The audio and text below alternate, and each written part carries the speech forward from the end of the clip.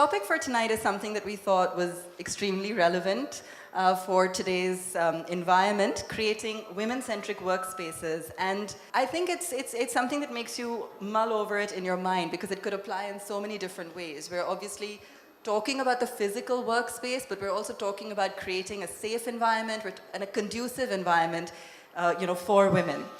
So I'm going to start off, by asking you, Dipali, just to get going, because when you first took on the reins or took on your role at Wellspun, it was a very male-dominated office that you entered. And I don't think anyone at the time expected you to take on the kind of leadership that you did and drive it in the direction that you did. So, just to set the context, share with us some of the challenges of walking into an environment like that. So imagine when you're in a textile business and which is predominantly run by men. So that's the kind of irony that you face. And that's what I faced when I started at the helm of Wellspun India. We just had around 5 to 6% women, not even 5 to 6% women, leave aside, at the head office, leave aside the workforce. And I think today, I must say, I'm proud to say today we have around 20% women out of around 17,000 workforce that we have, and 23% women at the head office. And I'm talking about a global perspective where our offices are in US, UK, and India. I think the key change that has happened is that despite talking about the yarn and the fabric or production, we are talking about design. We are talking about a product design. What is the consumer looking at? So I think that's the difference that got brought on the table later. All right, so Dipali completely steered things in a new direction. Shimul, your office, from what I've heard, and correct me if I'm wrong, but I hear that you have an all-woman office. And, no, it isn't. That was a very long time ago. Long time back, okay. But, you're in an environment, you create an environment, you've always prioritized creating a space that is, conducive and, for both genders really, humane as you like to say. Well, we were an all-woman office for a long time, and everyone asked me whether I was, being sexist. And I simply said I'm hiring the best I can get. And the reason I think I got the very best at the time was that there were very few women architects who were only doing architecture, not interiors, and who were women-headed firms. And I think very, very feisty, strong women wanted a kind of, either a role model or an atmosphere where they'd be recognized and comfortable. And that's why I was getting these amazing resumes. And that's how we ended up, for a long time being a highly female-oriented firm. I hate to say that now it has been infiltrated, but infiltrated with what I think is, a good caliber of. As we kind of got known as a great firm, more and more men applied, and now we do have a significant number of men as well. It's nice to hear that happening in reverse for a change, Right. I'd say we're still at 23%, more like you, on the other side. All right. Charu, let me bring you in here. While we're on physical spaces, just to start off with, it's interesting because JLL is one of the most, progressive offices in India, and you even have a robot called Jill, who thankfully is female. But again, tell us about the philosophy behind it. And I think the larger philosophy is, once again, bringing in equality in the workplace. Yes, actually, we have a large number of young population, and our office is very vibrant. It is, hot desking for everyone. None of us have fixed spaces, no cabins. Anyone can come and sit mostly wherever they want to, and 4 or 5 different types of spaces. So if you're bored sitting on your desk, you have a tree inside the office you can come and sit and work in. You have collaborative spaces. You actually even have a meeting room which is on a timer, because there's a belief that no meeting is productive beyond 15 minutes. So you go in there, in 15 minutes, the clock strikes, and you walk out. And of course, being an inclusive environment, we also have Jill. Given AI is the future of the world now. Absolutely. So I want to pick up from that and come to Uma, because talking about a dynamic working environment, Uma, it's really important for women particularly, because a lot of them have certain restrictions, and don't want to feel like they're on the back foot if they say, for instance, that they can spend a few less hours at work, for example. And I know you're also, very pro a dynamic working environment. Tell us what that entails. So Barclays has been very committed to what we call dynamic working.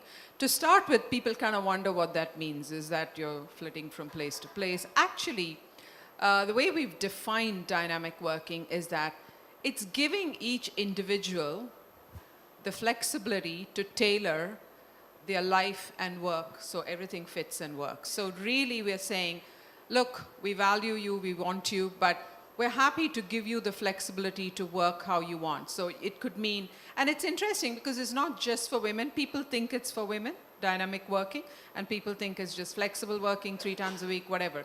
But interestingly, we have over 60% of males also saying, I'm quite happy asking for dynamic working. I don't know what it is for. Sometimes it could be to help with childcare. Sometimes it could even be just to go and learn something 3 days a week if they want to for a period of 6 months, or whatever the time it takes. But what we've actually done is told our entire, and in India alone we have 17,000 people, we've told them that you are perfectly empowered to go and have a conversation with your line managers about your wanting to work dynamically. Any office, anywhere, sometimes you can tailor it to how you want. And the one thing I want to share is that this is a huge factor for people wanting to say, you know what, I think we like what you do and we might want to work with you, because this is important to us. It's interesting because I was talking to Shimul before the panel, and she mentioned that it was very important for there to be balance. And I think that the theme that you'll see coming through the discussion, a lot of the discussion today, is also about equality and gender neutrality.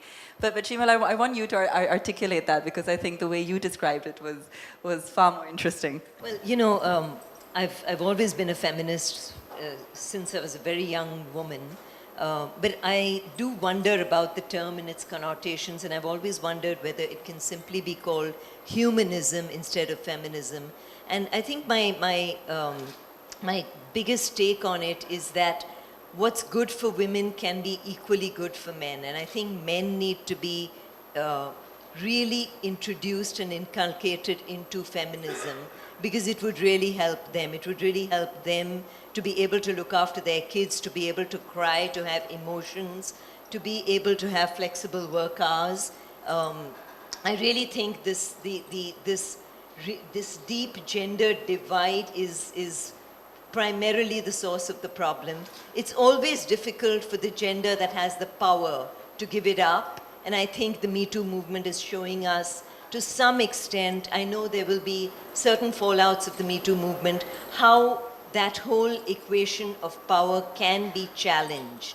And to me, that's the greatest thing about the Me Too movement, that we're actually asking for power to be given back to us, and we're able to show that many numbers, we're able to empower each other as women to stand up to hierarchies of power. Dipali, share with us some of your learnings from trying to kind of, sort of stand your ground when you're sort of building the business in that environment. How you would advise perhaps other women to go about it today, to perhaps assert themselves better, for instance, because a lot of women have apprehensions, when they're dominated at the workplace, to sort of speak out and demand. I think the key thing for me as a person has been to believe in myself.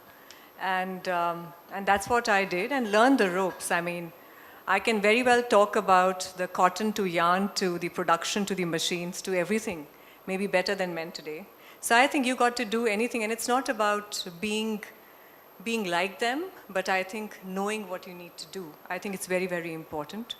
But I think I must add on here, Abha, that when we talk about us as textiles, and when I've seen, the other speakers and talking about the urban part, I think the important part for us at textiles is you're dealing with girls and women in the rural part of the country.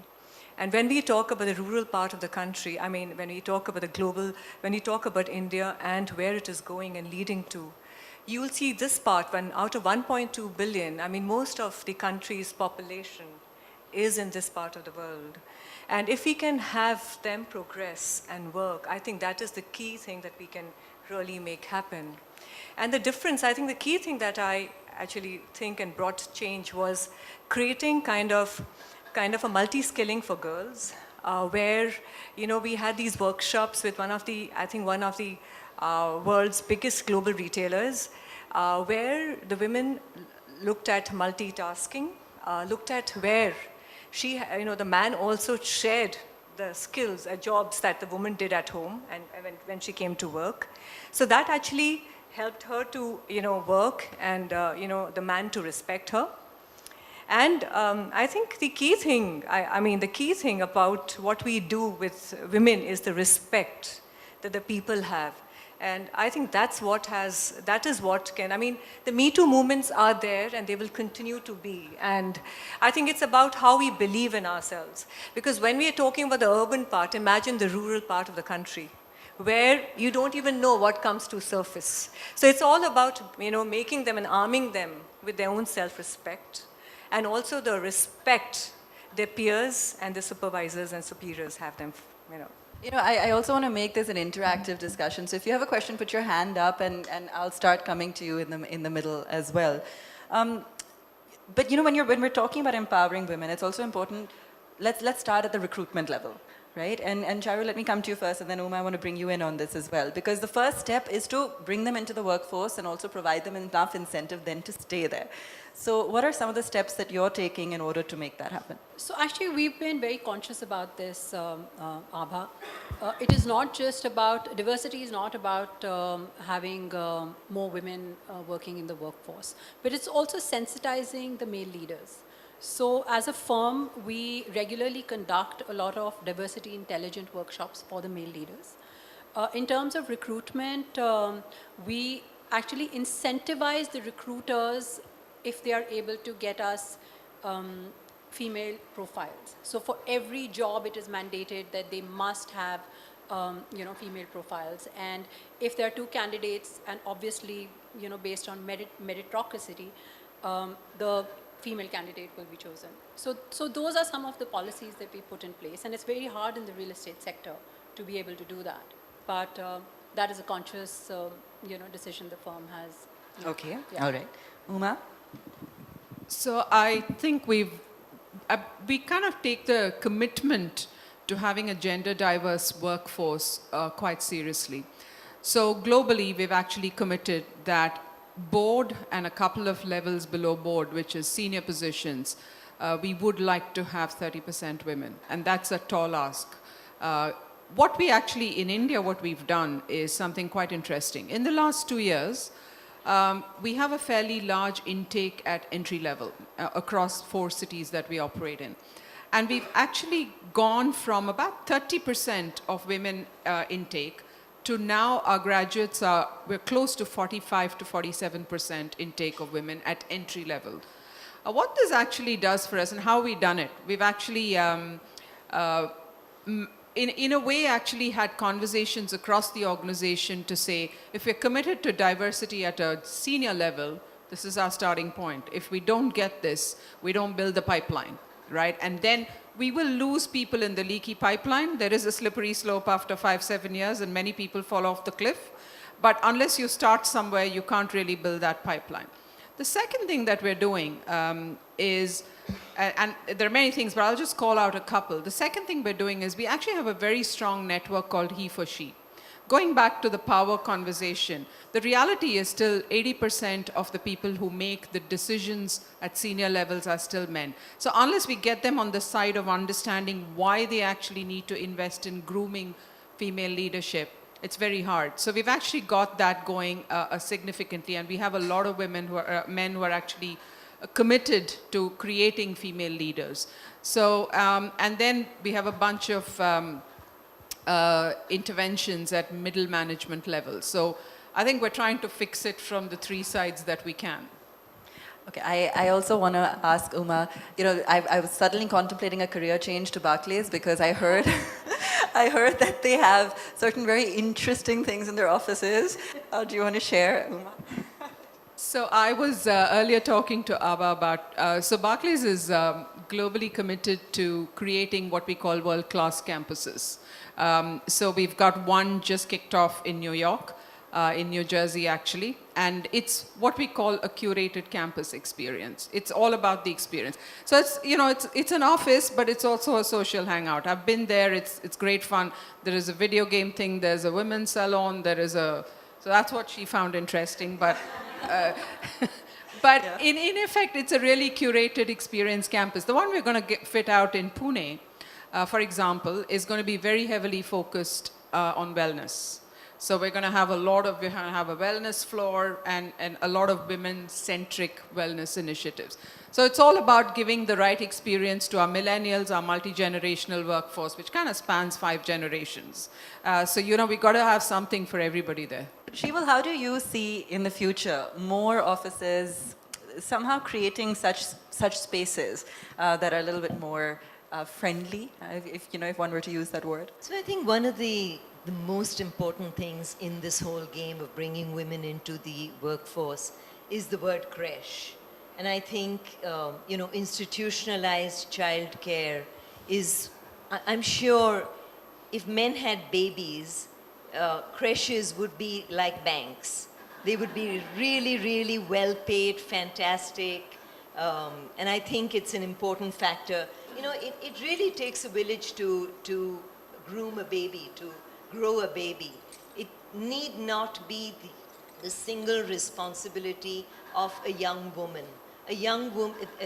Babies grow better in communities, grow better when there are several men who are able to, look after them.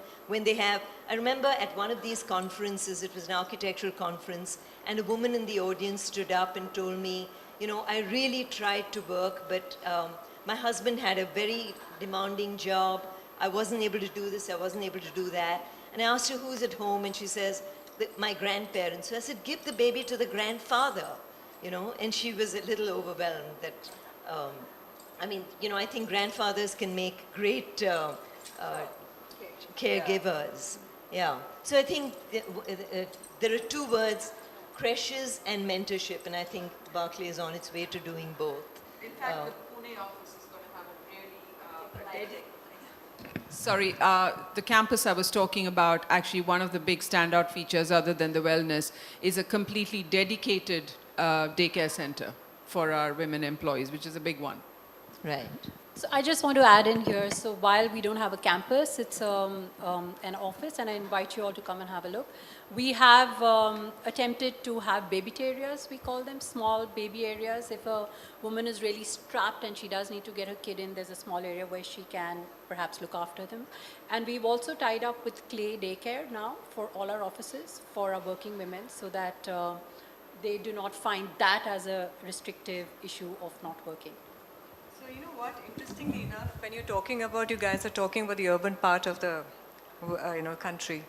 For us, we are in the rural part, and I think the key thing for the women there is, a lot of other things, like, when they're working, can the children be with them? So apart from, what we hire women at Wellspun, at our factories, we work with the community centers. So we have when these women are working whenever they can, we have this brand, it's called a social brand called Spun, where we create products out of rags.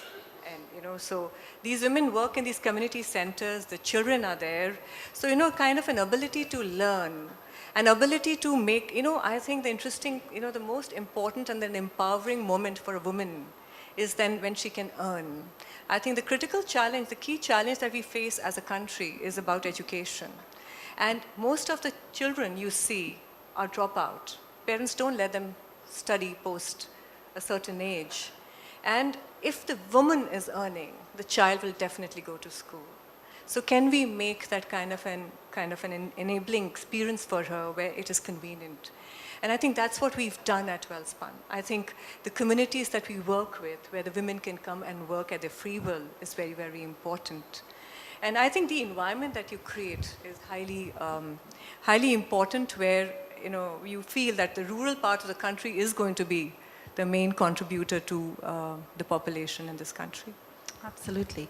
So I think another important thing to pick up here is also to some of the mentorship programs. Charity, let me come to you on this. Because I think the statistics, and one of our contributors, Lena Bilka, in fact, told us that about 50% of women are still dropping out just when they get pregnant, and that's in India. It's still at the early 30s level. So a lot of them are joining right after college, but we're getting 50% dropouts at that point. So what can be done not only to retain them, but also, as you said, to build that pipeline for future leaders? Yes, I think one is pipeline, but it is also important to retain that talent, right? Because as Uma said, it's a leaky pipeline, right? So we have a few programs which have worked well for us. One is gradual return to work. So other than the maternity benefits, we also continue to be in touch with them at that difficult period, and continuing to coach them that, if you want to, you must come back to work. And you must verbalize how you can work so that we can make it happen for you, right? It is important to have that conversation. With regard to building the pipeline, I think it comes from the entry stage. You must ensure that at least you ensure for 50% females at the college stage, though that is difficult to happen. But once they do come in, you do need to have the mentorship program, right? You need to include them in decision making. So we have a lot of women breakfasts, we have webinars, we have trainings, and giving them the voice and the courage to come and talk, because a lot of people just feel it will not happen, it will not work. And if you give them the courage and give them the solutions, people tend to stick on. Uma, in your career, I want to also understand what the significant changes you've seen have been. When you said right now it's a tall ask, I feel if at this point, it is still a tall ask, but has there been some improvement, some shift in mindset that you've seen? So, yeah, the way I like to summarize it, I worked outside India for some years, and when I left, I did not hear the term diversity. When I came back some years later, at least every organization was talking about diversity, which I think itself is a big thing. The way I look at it is twofold. One is, to Charu's point, I think it takes two to come to the table. One is the woman herself needs to want to do this. It's hard. It's not easy, right? Let's not kid around on this. It's hard. On the other side, the organization has to do whatever it can to actually help and support and understand that the asks of the woman at the workplace are slightly different from her male colleagues. And I think I'm starting to see that. The second thing I'm starting to see is there are more role models. At least when I started my career in banking, I used to work for somebody who most of you might recognize. She was a colleague, was just Naina Kidwai. Some of you would have heard of her. But there were far and few role models in between, right? So I think now there are a lot more role models to say, and this happens quite often when they see you and say, oh, okay, if you've gone through this, when I share things like where I changed career, I took a short break, I moved out, I moved cities, said, all right, if you can do it, it's not easy, but it can be done, right?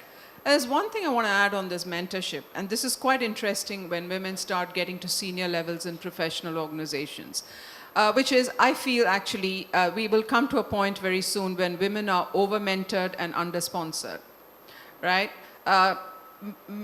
Being mentored is great, but what you really need to get to that next senior level is somebody who's got your back when you're not there, and who actually pushes you when you're not there, and that's sponsorship. And it's quite hard, but that's what's going to get us to more and more senior positions. On that lovely note, I want to thank our panelists for being here. A big round of applause for them, please.